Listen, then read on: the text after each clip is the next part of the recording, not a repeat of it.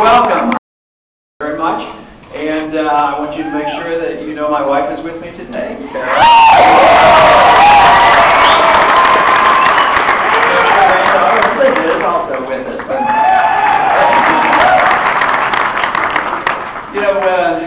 things have been going very well, but we keep coming back to Washington because we expect to do real well here.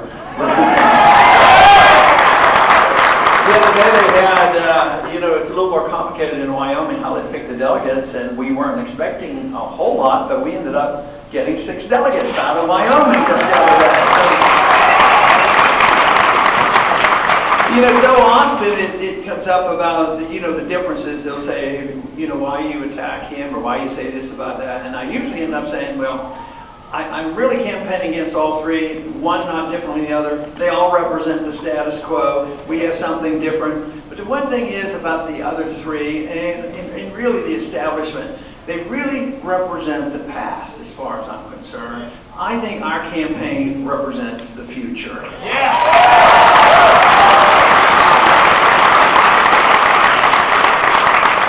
Right now, I think people are sick and tired of the past. For me, the past has been the past 100 years because we've been slipping and sliding away from what we were given, and that was a republic with a constitution that was supposed to limit the federal government. But for 100 years, we have been going in the wrong direction, whether it's on taxes or on a monetary issue or the foreign policy or personal liberty. It's all been negative. It's all negative still in Washington, D.C. But I'll tell you what, the people are waking up and they're sick and tired of it and they're ready for some change.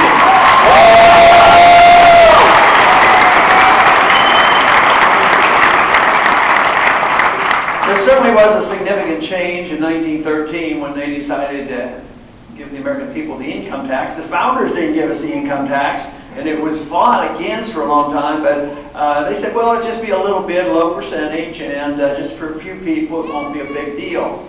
But even if the income tax comes in at 1% to the people, it's 100% of the principle that says the government owns you. Because that means they own your income and they allow you to keep that percentage that they want you to keep under their conditions. So even a very small income tax is very bad because it leads to the monstrosity that we have today. That's why in a free society and true republic, a limited government, we would not have an income tax and we would have to repeal the 16th Amendment.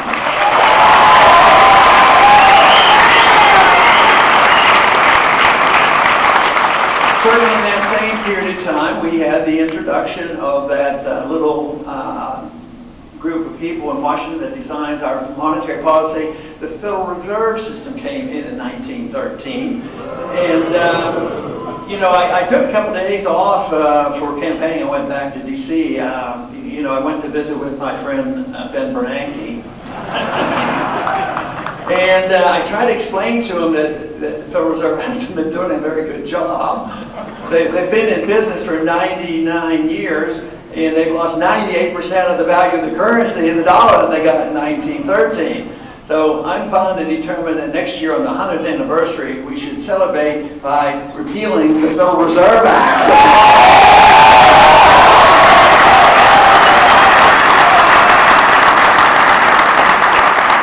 But at that same time in our history, especially with Woodrow Wilson, the idealism of Wilson was that our policy would become making the world safe for democracy. We should aggressively use our force to go around the world and promoting what we believe in.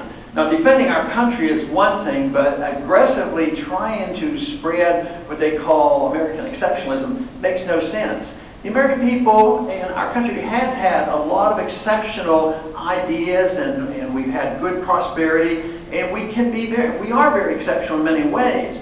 But this notion that we are so exceptional that we can use force to go into other countries, occupy these countries, and tell other people how they must live makes no sense whatsoever. That cancels out all our exceptionalism.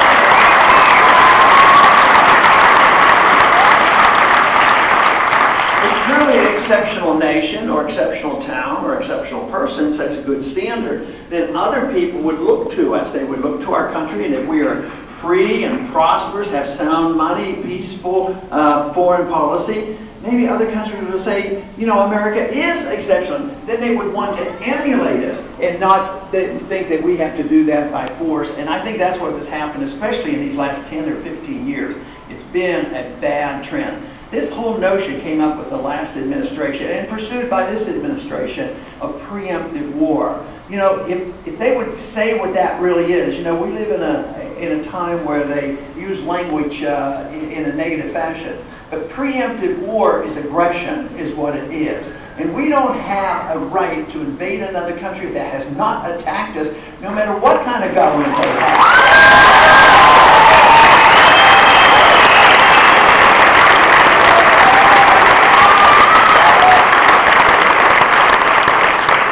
Going on a lot in the last 10, 11 years. We've been in Afghanistan now more than 10 years. We still are very much in Iraq. And the consequences have not been good. They've been so negative. The number of Americans that have died in these last 10 years, if you count all the military and contractors, it's approaching 9,000. But that's only part of it. When you think about the 44,000 have come back severely injured, people seem to forget about them. They come back, just think of how many came back by their amputees. And think of the hundreds of thousands now begging and pleading for help at the veterans offices for post-traumatic stress syndrome and brain injury. We need to take care of our veterans. Is what we need.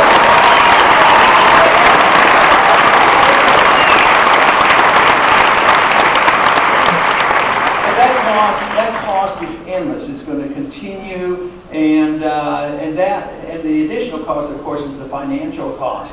War is always a negative for the economy. People who still believe that you get out of recessions and depressions by war, it's nonsense. The country is always poorer. They say, well, we put more people to work. But putting people to work, building a bomb or an airplane, you send it over and you blow it up. There's no added benefits to our society. Standard of living doesn't go up. But what they don't think about is if we wouldn't spend these hundreds of billions of dollars overseas, and that money would be spent back here, maybe we would be competitive in the manufacturing business once again.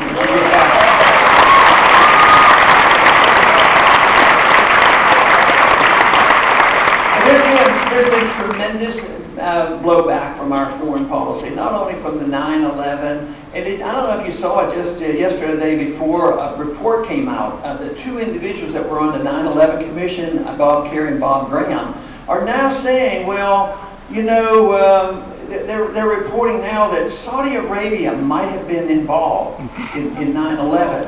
And I said, now they're saying it. Why didn't they say it when they were on the 9/11 Commission and tell the American people the truth?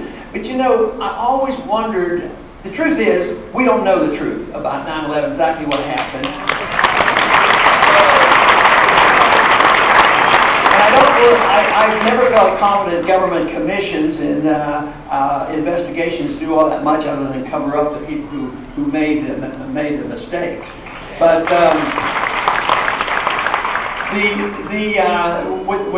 what they're saying now is that maybe the government was literally involved. 15 out of the 19 came from Saudi Arabia. The thing that bothered me most back at that time was there were a lot of people from Saudi Arabia in this country, even with the last name of bin Laden. And guess what? They got on their private jets. They flew out of this country before I was allowed to get on an airplane and try to get out of D.C. and come back to Texas. There's something wrong with that.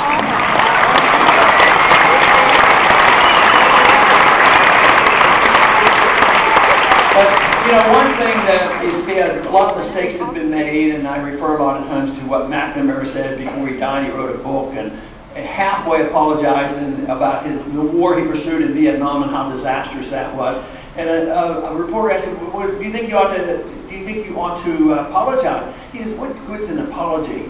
He says, the only thing that counts is if you've made mistakes, is to change the policy. And that's what we need to do. When we mess up, we need to, apologies maybe are worthwhile sometimes, but what we need to do is recognize the mistakes and change it. If foreign policy is flawed, we have to change the foreign policy. That's what we need to do. Yeah!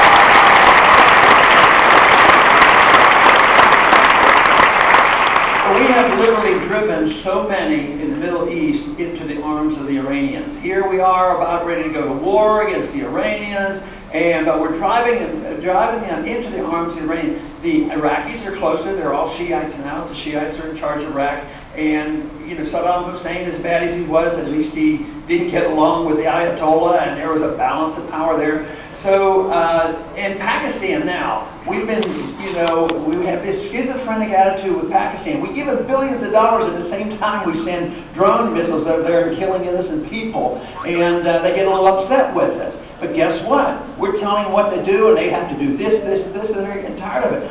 And you know what they want to do is they want to get a closer alignment with the Iranians. The Iranians want a closer alignment with the Chinese. So all this, at the same time, we live beyond our means, we spend excessively, we buy cheap goods from the Chinese. They now have about $1.5 trillion dollars. They're buying them less frequently now, but guess what? They're investing them. They're not investing in war, they're investing in buying oil wells and natural resources in countries where we're occupied, like Afghanistan. They're literally going in there, and even in Iraq and Iran. And they're acting too much like capitalists to me, as far as I'm concerned. But well, I think we're so foolish. I think the foreign policy has to be changed. And that's where the $1 trillion that I want to cut, I'd start with overseas spending and bring that home.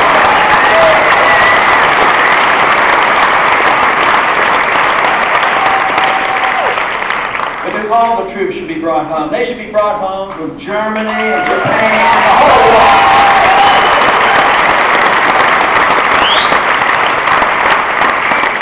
And there are programs, certainly we need to take care of the veterans, but there are programs that we should try to salvage. They're bankrupt right now. Medicare and Social Security, they're bankrupt. And at the rate we're going, at the rate we're spending, the dollar will collapse and the money won't work and everybody's going to be really hurt. So my idea is cutting this $1 trillion, and you have to cut something domestically and overseas, but you've got to have priorities. And for me, are the people that have become dependent on the federal government, which they should have never in the first place, but they are, and we shouldn't start with cutting that. And that is child health care, and medical care for the elderly, and Social Security. And we can do this with cutting. If we want to cut, we might be able to save Social Security. If we won't cut, I think we're in a lot more trouble than anybody really wants. So that is the main reason why I want to emphasize how necessary it is to cut the spending.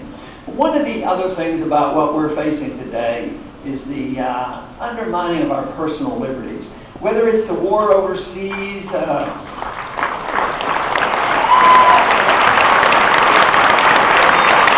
wars are going on, and we look back in our history, whether it was a Civil War, World War I, or World War II, look at what we did to the Japanese Americans and put them in concentration camps.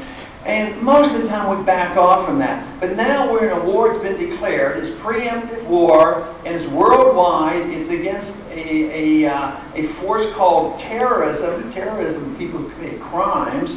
And so many people who we're trying to kill right now are called Taliban. And Taliban were our allies when the Soviets were in Afghanistan. And their people, they're not part of the Al-Qaeda. They're not planning to come here. Al-Qaeda gets so angry they do want to come here. But the Taliban are individuals, despite their religious beliefs and everything else.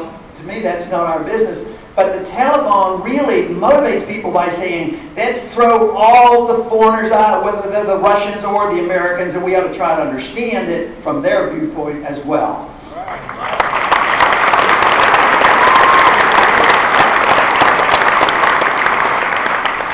But under these circumstances, whether it's that kind of war, or whether it's a war on drugs, that introduces the notion that government, police, and FBI, and SWAT teams have now licensed to come into our house without proper search warrants. And that was one of the reasons we fought a revolution, is to keep the king's army from busting into the houses of his own.